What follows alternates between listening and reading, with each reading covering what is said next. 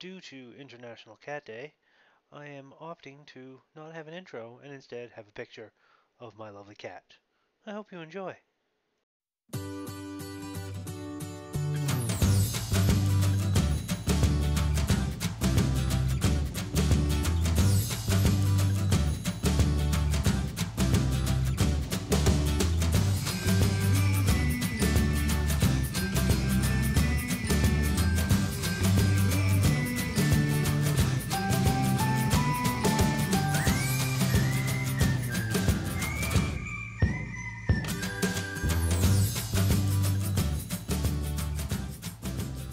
Hello, and welcome to Book 2, Chapter 12 of You Should Be Reading. Today I'm going to be covering, I've noticed that I've been covering a lot of sci-fi so far this book. So I'm going to be going into some fantasy here for at least today, maybe the next couple, who knows. Today I want to talk to you about 4 books. Tamora Pierce's Circle of Magic. Now, these books are directed towards young adult readers in their teens, early teens, uh, but that doesn't mean they're not worth everybody's time. They may be written and marketed towards young adults, but a lot of young adult stories have some of the best writing I've seen in quite a while. And Tamora Pierce's Circle of Magic is no exception to that. Now, what's it about? Well, it's about a group of 4 kids. In fact, book 1 is called Sandry's book. Then you've got book 2, Triss's book. Book 3 is Dodge's book. And book 4 is Briar's book. And those 4 kids are the 4 main characters of the Circle of Magic. In the first one, you've got Sandry, Lady Sandriline Fa Torin, I believe her name is, if I remember correctly. And she's a noble, the daughter of a noble. She's got some noble blood, etc., etc. And she has magic. She has a very specific type of magic, a weaving magic, where she works it through thread and sewing and looms and whatnot. Triss is a weather witch. She has the ability to call storms, even manifest lightning, I believe. Then you've got Daja, who is a young lady of a nomadic group of traders, I believe, and she has metalcraft and kind of a fire magic in that regard. And then you've got Briar, who is a young street thief, urchin type, and he's got plant magic. And these 4 kids end up meeting each other in the Winding Circle community, I believe. Yes, the Winding Circle community, where they are starting to be taught their individual magics by people who know what they're doing. Only disaster strikes in the first book, and they are trapped together in a cavern, these 4 kids, and the only way to get out is for Sandry, the weaving magic girl. I'm going to spoil things a little bit, but not a lot. The only hope they have is for her to weave their magic together, and she ends up doing it via a actual thread with little knots in the thread to represent each of their 4 powers. And she weaves their magic together and it connects them in a way. And from that point on, throughout, that happens in the first book. For the rest of the books, because there's these 4, there's 4 more after this called The Circle Opens, and then there's even more books after that, which I haven't read. I've read one of them after, because I've read these 4 and I've read the next 4, but I've only read one of the other books. I'm still looking at tracking those ones down. Now, getting back to what I was about to say, after the first book, throughout the rest, their magic is all intertwined. In fact, I believe, yes, in the third one, Daja's book, she ends up accidentally, because their magics are connected, thus connecting to Briar's plant magic, she ends up accidentally creating a vine made of metal that is actually alive and grows by feeding off other metals, which is something nobody had seen before. Uh, and that's where the fun comes in, because you've got this happening, this earthquake and whatnot.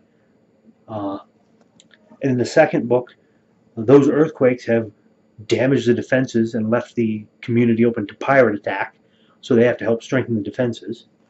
And then the metal vine thing that happens here when they're on a trip away to the Gold Ridge Mountains, and she ends up meeting some of her nomadic people. And it's like, do I go back? Do I stay? Maybe she's not going to have that choice. Who knows? And then in this book, Briar's book, one of his street urchin friends ends up coming down sick. Only it's not just a simple sickness; it's a plague, which starts to ravage the community, and they all have to work together and try and stop it. So there's a lot of adult situations that happen that these kids get thrust into. And in the second four, which are they're technically connected, it's all one big story. But the second four books have each of the four kids finding someone else, discovering the magic of somebody else, and having to teach them, because that's the way it works. You discover them, you have to teach them. And they don't really have anybody. So it definitely gets interesting and amusing as time goes on and things advance and the characters learn and grow. I always like that in books like these, like the unfortunate series of unfortunate events by Lemony Snicket, Harry Potter by J.K. Rowling. I love the constant moving forward of characters, the adaptation and evolution as they grow and get older and learn more about how the world works. And that's why I think these are worth your time, because that's what these offer. Not only for just one character, but for four. And each of the four are they're kind of archetypical in a way. They're definitely the archetype, because you have the noble, you have the misunderstood bookish type who's very stubborn and very introverted and doesn't really communicate well with other people. You've got the one who's completely different because she's from a completely different culture than the others, and there's all kinds of stuff going on there with how she interacts and whatnot. And then you've got Briar, who is from the opposite end as Sandry, who's very much he's the urchin, the street youth, the one who doesn't really uh, he doesn't really have a lot of money, a lot of power, and he's used to living the hard life. So you've got him, and they've got these four archetypal characters interacting and becoming friends. Thus, Miss Pierce ends up showing that that can happen.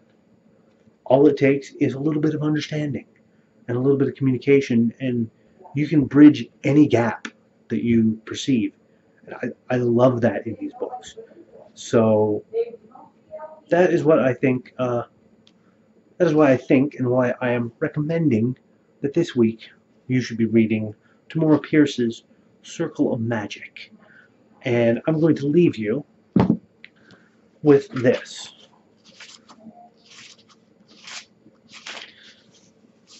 In the palace of Black Swans, Zakdin, capital of Hatar, blue eyes wide, Lady Sandraline Fatorin watched her near-empty oil lamp. Her small mouth quivered as the flame at the end of the wick danced and shrank, throwing grim shadows on the barrels of food and water that shared her prison. When that flame was gone, she would be without light in this windowless storeroom. I'll go crazy, she said flatly. When they come to rescue me, I'll be raving mad. She refused to admit that, with this room locked from the outside and hidden by magic, a rescue was hopeless. I'll draw the mob away from here, far away. Piracy had whispered through the keyhole, speaking in her native trader talk. You'll be safe until the smallpox has run its course. Then I'll return for you. But her nurse had never returned. Right outside the door, the mob had caught and killed her because she was a hated traitor. With Piracy dead, no one would even know where Sandry had spent her last days. Her light wobbled and shrank. If only I could catch it in something, she cried. Like trader wizards catch the winds in their nets. A net is a string, she interrupted herself, and string is thread. She had thread in her work basket. She had grabbed when Piracy dragged her from the room. The basket's contents had kept her from giving up completely before this. As she embroidered until her eyes refused to focus, she had thread aplenty, in coils and in her work. I'm no mage, she argued, resting her head on one hand. I'm just a girl, a noble girl, worse yet. Like that maid said, good for naught but to be waited on and to marry. Good for naught, that's me. Tears filled her eyes, making the lamp flame quiver even more. Crying won't help, she snapped. I have to do something. Something besides weep and talk to myself. She dragged her work basket over. Fumbling, she yanked out 3 coils of silk, one green, one pale gray, and one bright red. Swiftly she arranged them, one in her lap, one to her left, and one to her right. The light was down to a blue core in its wavering orange skirt. Gathering the ends of the threads in her left hand, she pulled them together in a knot, tying it as snugly as she could. Finding long dressmaker's pins in her basket, she pinned the knot to the barrel to anchor it. Her fingers shook. Sweat crawled down her face. She didn't want to think what would happen if this didn't work. Worse, there was no reason for it to work. Piracy, the trader and servant, had magic. Lady Sandraline Fatorin was only good to be waited on and to marry. Nothing to lose, she said, and took a breath. Nothing at all. Aboard the trader ships, their minmanders, mages, called to the winds as if they were friends who could be invited to stay. Come on, she told the dying flame. Come here, won't you? You'll last in these threads longer than you will in that lamp. The lamp guttered. The flame was gobbling the few drops of oil that remained in its bowl. The girl started her braid. The green thread wrapped around her fingers like a strangling vine. The gray slithered to the floor like a snake. The red tangled with itself. Uvumi, patience. It is everything, Piracy had often told Sandry. Without patience, magic would be undiscovered. In rushing everything, we would never hear its whisper inside. Uvumi, Sandry whispered in trader talk. She straightened the threads, one on each side, one in her lap. Closing her eyes, she found that she was much calmer when she couldn't see her work or the lamp. She didn't really need to see to do something as easy as a braid. In her mind, her threads gleamed brightly.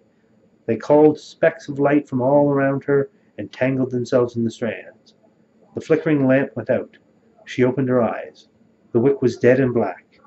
Through and around her braid, light shone steadily, filling the room with a soft, pearly glow. Did I know I could do that? She whispered. The braid light wavered. All right, she said, gathering the threads once more. But I have to sleep, you know. She wiped her eyes on her sleeve. With a whispered Uvumi, Sandraline Fatorin went back to work. And it continues from there, doing a little introduction of each of the 4 main characters.